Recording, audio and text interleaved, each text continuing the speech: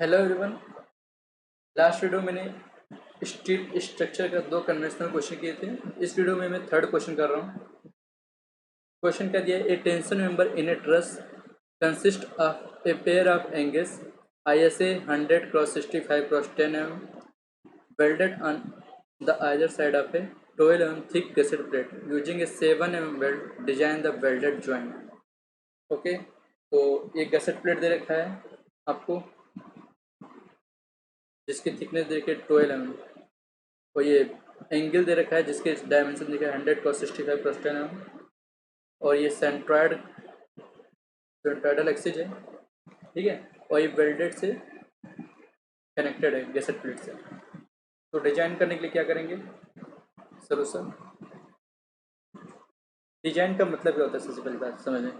Design का मतलब है कि हमें कितना वेल्ड लेंथ प्रोवाइड करना है।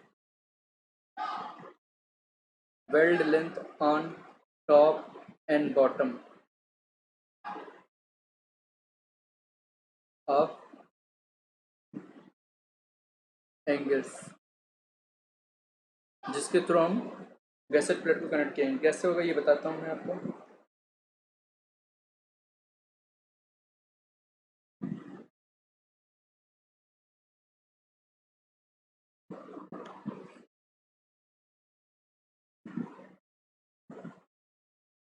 ठीक है, तो ये लेंथ मुझे पता करना है कि कितना होगा।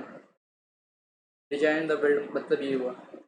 एक गैसेट प्लेट दे रखा है आपको, ये आपका गैसेट प्लेट है, ये आपका एंगल्स है, एंगल सेक्शन है, दोनों साइड कनेक्ट है और ये सेंट्रोइडल एक्सिस दे रखा है। ये डिस्टेंस आपको दे रखा है 66.3 और ये दे रखा है 33.7 mm। ओके, तो मैं मान लेता हूँ ये जो टॉप वाली लेंथ है ये x है और बॉटम वाली लेंथ y है। ओके, टेंशन मेंबर है तो टेंसल पहला स्टेप में क्या करते हैं? Tensile strength of the tensile strength of member calculate कर लेते हैं। तो टेंसाइल स्ट्रेंथ क्या हो जाएगा? फोर्स इक्वल टू क्या हो जाएगा? Permissible stresses into area. Permissible stresses कितना हो जाएगा? मैंने बताया था टेंशन के लिए क्या होता है permissible stresses 0.6 F5 into gross area. अब ये ग्रॉस एरिया कैसे कैलकुलेट करेंगे? देखिए, एक पेयर ऑफ एंगल्स के लिए अब एक एंगल्स का जो एरिया दे रखा है वो दे रखा है 1551 mm का स्क्वायर। ठीक है, यहाँ पे ओके, ये आपको एरिया दे रखा है एक एंगल्स का 1551 mm का स्क्वायर। तो टोटल कितना हो जाएगा? दो पेयर एफ एन, तो 2 टाइम्स 1551 mm का स्क्वायर, ये हो जाएगा एरिया ए जी की वैल्यू। ठीक, तो हटा दीजिए 0.6 F5 पहले लिख लेते हैं इंटू ए जी 0.6 F5 की हो जाएगी 250, ए जी की हो जाएगी 1551, उसका 2 टाइम्स, दो एंगल है तो ये जो कैलकुलेट करने पे आएगा आपका, कैलकुलेट कर लेते हैं 0.6 F/2 250 इंटू 1551 इंटू 2 क्या आ जाएगा? 465,300 न्यूटन आ जाएगा। ओके, एम स्क्वायर कट जाएगा तो न्यूटन आ जाएगा। ठीक है, ये होगा tensile strength of the member. दूसरा क्या कैलकुलेट करना है? दूसरा हम कैलकुलेट करेंगे,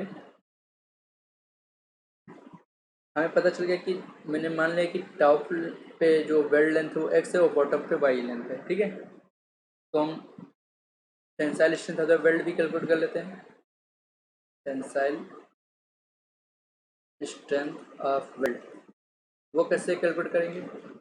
वो हो जाएगा permissible stresses sigma S into area, area के लिए एल इफेक्टिव इंटू के एस। ओके, परमिसिबल स्ट्रेसेस जो हो जाएगी 108 मेगा पास्कल हो जाएगा। ये आपको याद रखना है कि वेल्ड की जो होती है परमिसिबल स्ट्रेसेस 108 मेगा पास्कल हो जाएगा अगर नहीं दिया है तो। ओके, और इफेक्टिव लेंथ जो आपका हो जाएगा ये कैलकुलेट करना होगा और के एस कैलकुलेट करना होगा। मुझे पता है के की वैल्यू कितनी हो जाएगी, 0.7 हो जाएगा। एस की वैल्यू उन्होंने दे रखी है, कितना दे रखा है, वेल्ड साइज 7 mm। ओके, अब एल इफेक्टिव बचा। एल इफेक्टिव क्या हो जाएगा, टॉप में एक्स है, बॉटम में वाई, एक्स प्लस वाई, और दो पेयर ऑफ एंगल्स, मतलब एक इधर साइड में कनेक्ट है, एक इधर साइड में कनेक्ट है, दूसरे साइड में। तो टोटल कितना हो जाएगा, 2x प्लस वाई हो जाएगा। इसको इसमें पुट कर देते हैं, ये हो जाएगा सिग्मा एक्स की जगह 108 न्यूटन पर एम स्क्वायर है। एल इफेक्टिव हो जाएगी 2 टाइम्स एक्स प्लस वाई, और केस हो जाएगा 0.7 इंटू 7। ठीक है, अब इन दोनों को इक्वेशन को बराबर कर देते हैं।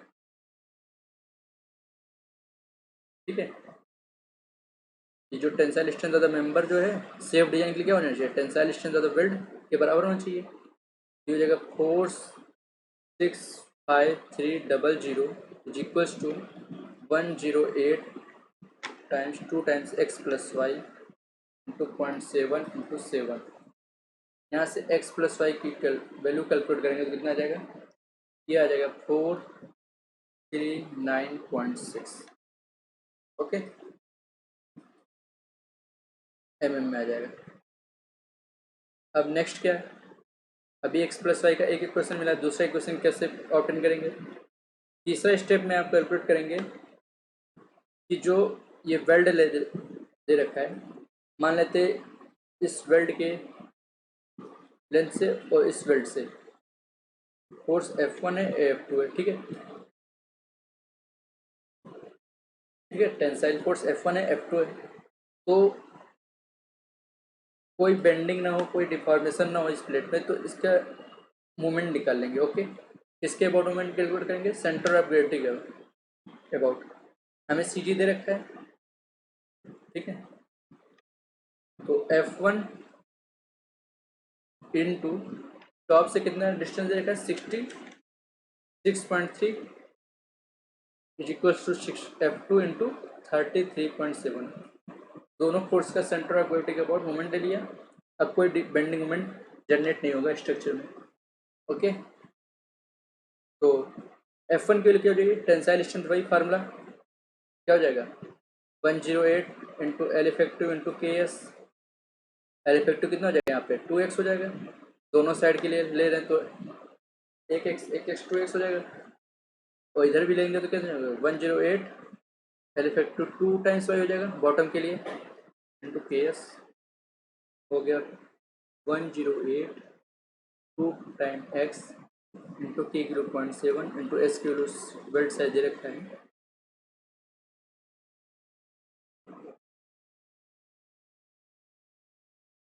बेल्ट साइज दे रखा है 7, और डिस्टेंस हो जाएगा 66.3 is equals to 108 into 2 times Y into के एस की 0.7 इंटू 7 और 33.7। यहाँ से जो ऑप्टेंड होगा ये हो जाएगा 1.97 into X equals to Y. Check कर सकते हैं कैसे, 108 कट जाएगा, 2 कट जाएगा, 0.7 into S, 0.7 into S cut जाएगा, तो एक्स को 66.3 बटे 33.7 1.97। ओके, ये आ गया। एक क्वेश्चन मेरे पास ये पता चला है कि X plus Y equal to 439.6 और दूसरा 1.97 एक्स इक्वल टू वाई। यहाँ से एक्स और वाई की वैल्यू कैलकुलेट करेंगे। ठीक है, तो एक्स की वैल्यू जो आ जाएगी यहाँ पे आ जाएगी 148 एम, तो वाई की वैल्यू जो आ जाएगी 292 एम आ जाएगी। तो डिजाइन करना था मुझे टॉप पे बॉटम पे वेल्ड लेंथ कितना होगा, तो लेट प्रोवाइड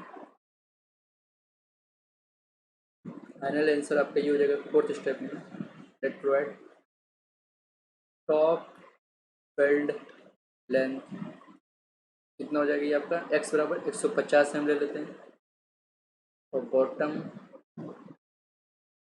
वेल्ड लेंथ आप 292 को हम 300 एम ले लेते हैं। ओके, तो ये क्वेश्चन हो गया। एक क्वेश्चन और कर लेते हैं। मैंने बताया था कि 20 क्वेश्चन कर लिए, 15 से 20 क्वेश्चन, तो आपका स्ट्रक्चर एनालिसिस का कन्वेंशनल में कोई प्रॉब्लम नहीं होगा, आपका 20 से 30 नंबर कंफर्म हो जाएगा। ठीक है, क्वेश्चन नंबर हम 4 देखते हैं क्या है।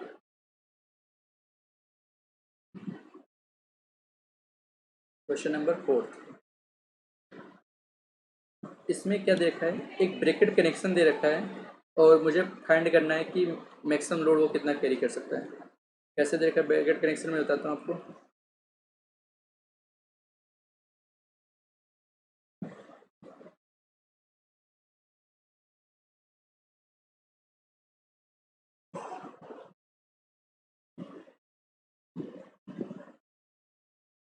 ये लोड दे रखा है पी, इसी पी को मैक्सिमम लोड को कैलकुलेट करना है और यहाँ पे आपको इस गैसेट प्लेट को या ब्रैकेट कनेक्शन को कैसे कनेक्ट किया गया, बोल्ट के through. 1 bolt, 2 bolt, 3 bolt, 4 bolt और 5 बोल्ट। यहाँ पे बोल्ट नहीं दे रखा है, ठीक है। टोटल 5 बोल्ट दे रखे हैं और डिस्टेंस जो दे रखी है ये 50 mm है और हॉरिजॉन्टल से डिस्टेंस जो दे रखी है ये 50 mm है। ये भी 50 mm है और ये भी 50 mm है। और ये जो रिवेट है इसकी डाया दे रखी है 20 mm और ये पावर ड्रिवन रिवेट है, पावर ड्रिवन सॉफ्ट रिवेट है, ठीक है, सॉफ्ट रिवेट है। पूछा क्या है कि मैक्सिमम लोड की कितना हो सकता है, ठीक है। ये क्वेश्चन लगाना है आपको, सोल्यूशन।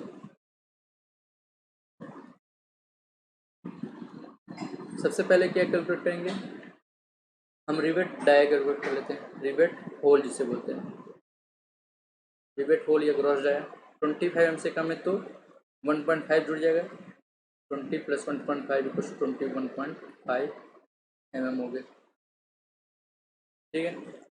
हम रिवेट वैल्यू कैलकुलेट करते हैं, स्टेप 1 रिवेट वैल्यू। ऐसा क्यों कैलकुलेट कर रहे हैं, क्योंकि मुझे लोड कैलकुलेट करना है, ठीक है। पहले ब्रीफ में बता देता हूँ मुझे कैलकुलेट कैसे करना है। तो हमें पता है कि सेफ डिजाइन की क्या होना चाहिए, और सेफ डिजाइन के लिए जो आपकी रिवेट वैल्यू होनी चाहिए, ये आपकी रिवेट वैल्यू किससे बड़ी होनी चाहिए, जो maximum force on the rivet आएगा, मैक्सिमम फोर्स ऑन रिवेट उससे अधिक होना चाहिए, तभी तो सेफ डिजाइन होगा और उसके थ्रू हम लोड पी कैलकुलेट कर लेंगे, ठीक है। Greater than equal to rivet value, जब maximum force on the rivet जो भी आएगा उससे अधिक होगा तो सेफ डिजाइन होगा, तो वहाँ से कैलकुलेट कर लेंगे। और हमें पता है कि रिवेट वैल्यू क्या होती है, रिवेट वैल्यू जो होती है मिनिमम ऑफ शियर फोर्स और बेयर फोर्स, इनमें से जो मिनिमम होता है रिवेट वैल्यू होती है। और मैक्सिमम फोर्स ऑन रिवेट कैसे कैलकुलेट करते हैं, लास्ट थर्ड क्वेश्चन आपको याद हो या first question, sorry first question में मैंने बताया था मैक्सिमम फोर्स ऑन रिवेट कैसे कैलकुलेट करते हैं। क्या फार्मूला था मैक्सिमम फोर्स ऑन रिवेट के लिए, क्योंकि ये सेम प्लेन में है तो एक तो डायरेक्ट शियर फोर्स आएगा FD आएगा और दूसरा सेम प्लेन में होने के कारण टॉर्सन के कारण शियर फोर्स आएगा FT, और उसके कारण जो मुझे मिला था रिजल्टेंट फोर्स FD का स्क्वायर प्लस में FT का square plus 2 times FT cos theta, ये मैक्सिमम फोर्स ऑन रिवेट। और मैक्सिमम फोर्स किस पे आएगा, किस रिवेट में आएगा, इस वाले रिवेट पे आएगा, लोड के जो सबसे पास में क्रिटिकल सेक्शन यहीं पे बनेगा, इस रिवेट पे मैक्सिमम फोर्स आएगा। तो अगर rivet value maximum force on rivet से बड़ी होगी तो सेफ वैल्यू होगी और वहाँ से हम लोड पे कैलकुलेट कर लेंगे। तो रिवेट वैल्यू कैलकुलेट करते हैं क्या हो जाएगा, minimum of FS and FD।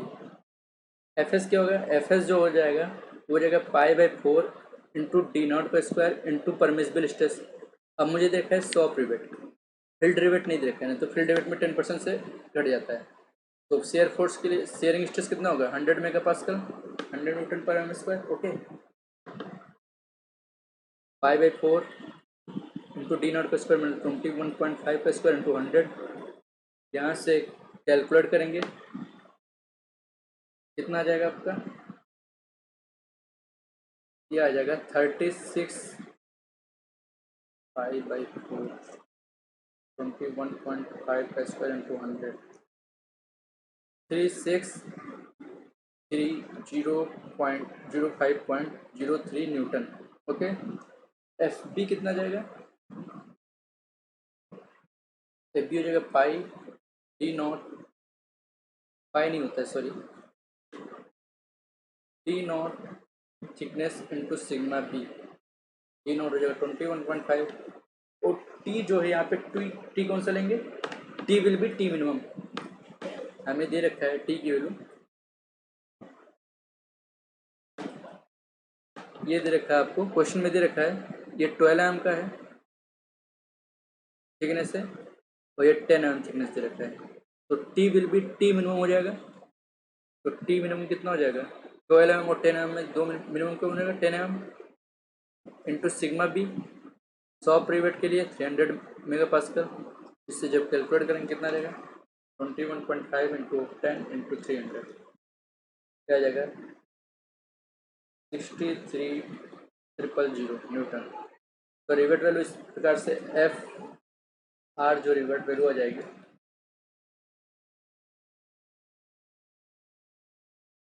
Okay, F R से नहीं आर बी से रिवेट वैल्यू क्या जाएगी आर बी, एफ आर तो रिजल्टेंट फोर्स यहाँ से क्यों, आर बी कितना जाएगा मिनिमम हो जाएगा, एफ एस एफ बी में से मिनिमम कौन सा हो जाएगा, एफ एस मिनिमम हो जाएगा 3630.05.03 न्यूटन।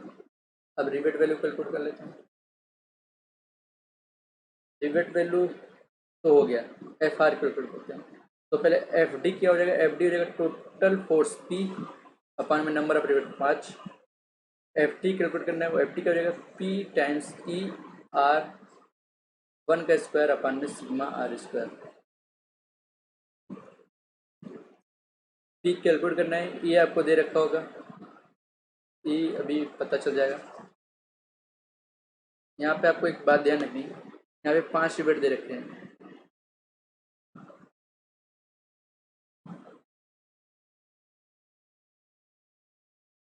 ठीक है, तो क्या है ये वाई वाई एक्सिस है, ये एक्स एक्स एक्सिस है, ये रिवेट 1 है, ठीक है, लेकिन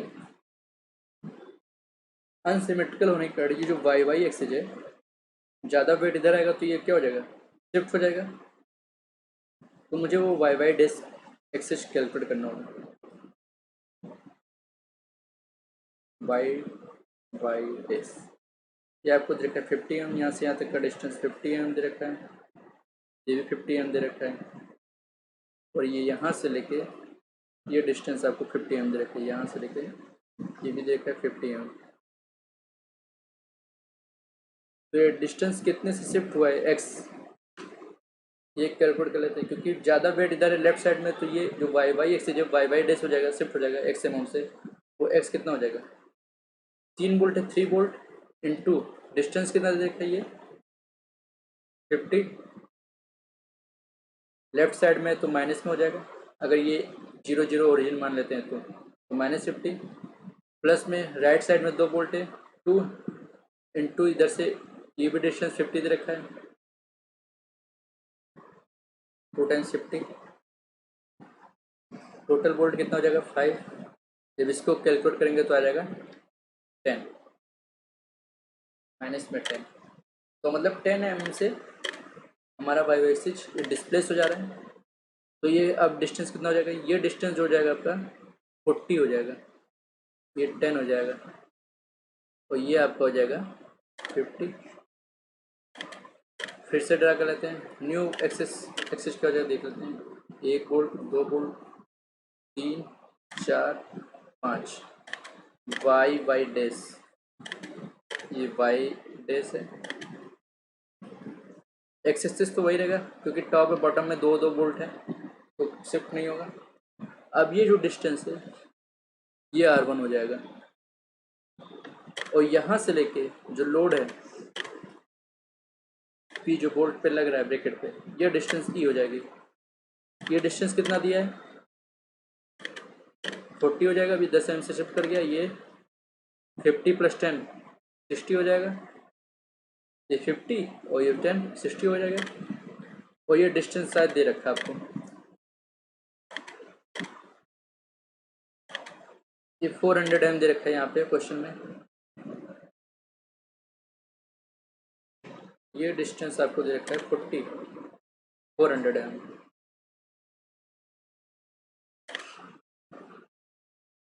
ठीक है, पर ये आपका शिफ्ट हो गया 10 mm से, तो ई बराबर कितना हो जाएगा, पता चल गया होगा कि ई बराबर आपका पहले ही ये था 400 mm जो वाई वाई एक्सिस था, लेकिन अब ये वाई वाई डेस हो गया, तो ये टोटल कितना हो जाएगा 410 mm। तो ई बराबर जो आ गया आपका 410 mm। थीटा ये कैलकुलेट करेंगे, तो R1 की वैल्यू कैलकुलेट कर लेते हैं। R1 इक्वल हो जाएगा, ये डिस्टेंस आपका 50 ही रहेगा। R1 इक्वल टू 50 का स्क्वायर प्लस में ये 50 प्लस में ये 60 का स्क्वायर हाइपोटेनियस R1 आ गया। उसी प्रकार ये 1 है, अगर 2 मान लेते, ये 3 मान लेते, ये 4 मान लेते, ये 5 रेट मान लेते हैं, तो R5 भी आपका कितनी आ जाएगी, ये कितना आ रहा है कर लेते हैं, तो 50 का स्क्वायर प्लस में 60 का स्क्वायर रूट में निकाला तो 78 आया, अप्रॉक्सीमेट 70। R5 भी आपका 78 आ जाएगा। ओके, R2 और R4 बराबर हो जाएंगे, कितना हो जाएगा R2 R4 50 का स्क्वायर प्लस में 40 का स्क्वायर हो जाएगा। ये हो जाएगा 50 और ये जगह 40, 50 का स्क्वायर प्लस में 40 का स्क्वायर रूट कैलकुलेट किया तो कितना आ जाएगा 64, अप्रॉक्स 64 आ जाएगा। और आपका R5 कितना हो जाएगा, R5 तो आपको 40 एम दिख रहा है और यहाँ पे कोई बोल्ट है नहीं, ठीक है, R5 बोल्ट। FD पता चल गया, तो FT कितना हो जाएगा, FT कुछ हो जाएगा P, ये हो जाएगा 410 एम। R1 कितना आपको दे रखा है, R1 मैंने कैलकुलेट कर लिया 78 हो गया, इंटू सिग्मा आर का स्क्वायर। सिग्मा आर मतलब 78 का स्क्वायर प्लस में 78 का स्क्वायर, 2 हो गया 78 प्लस में 64 का स्क्वायर प्लस में 64 का स्क्वायर प्लस में 40 का स्क्वायर। इन सब का समीशन कर लेंगे, ये कितना आता है ये कैलकुलेट कर लेते हैं। ये आ गया आपका 410 78 का स्क्वायर प्लस में 78 का स्क्वायर प्लस में 2 टाइम्स 64 का स्क्वायर प्लस में 40 का स्क्वायर।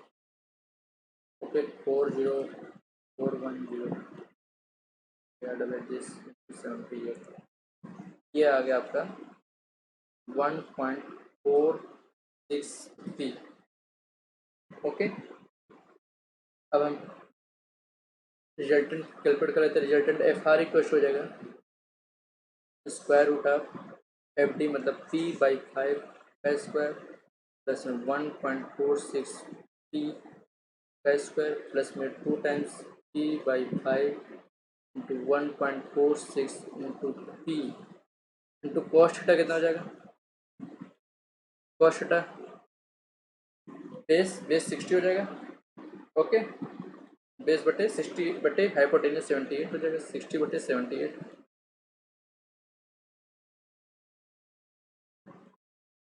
जब यहाँ से इसको कैलकुलेट करेंगे कितना आ जाएगा, ये आ जाएगा 1.619p, ये टोटल इतना आ जाएगा। ओके, और मुझे पता है कि ये जो है मैंने बताया था सेफ डिजाइन के लिए रिवेट वैल्यू आपका maximum force on the bolt के बराबर होना चाहिए। रिवेट वैल्यू मैंने कैलकुलेट कर दिया था, रिवेट वैल्यू RV कितनी आई थी 3630.03। 0.03, ये जो होनी चाहिए rivet value maximum force on the bolt से अधिक होनी चाहिए 1.619 पी। तो यहाँ से जो पी की वैल्यू जो आती है ये आ जाएगी आपकी 36305.03 डिवाइड बाई 1.619, ये आ जाएगी अपनी 22424.35 न्यूटन, या ऐसे बोलेंगे P बराबर 22.42 किलो न्यूटन। ओके,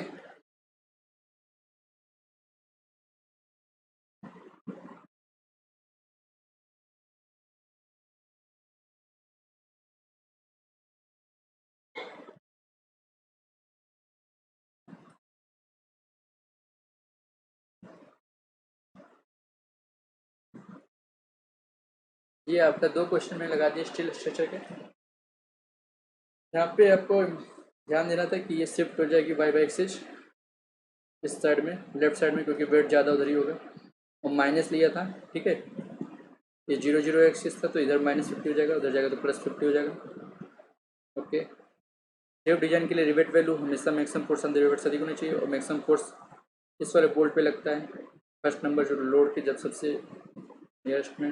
ओके, तो आगे वीडियो में मैं आपको और क्वेश्चन करा दूंगा स्टील स्ट्रक्चर के remaining question. Thank you so much, please subscribe and like the channel.